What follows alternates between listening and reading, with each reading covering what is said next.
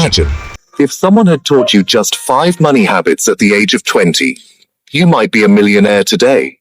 Many of the world's richest people follow the same secret. Money rule. In this video, we are going to understand 10 personal finance rules that can change your financial life. What do most people do? They pay bills first when their salary comes, then shop and save last. But what do rich people do? They save first. Rule: save at least 20% of your income.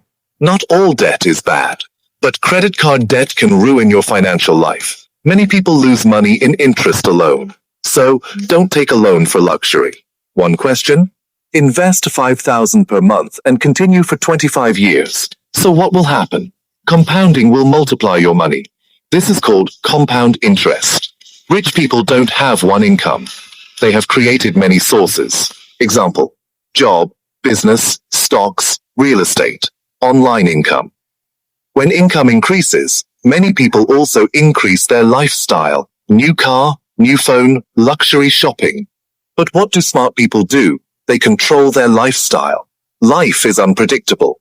Medical emergency, job loss, accident. So, keep at least 6 months' expenses in an emergency fund. In school, we are taught math, science, history, but the most important subject, money, no one teaches. So, read finance books. Learn investing.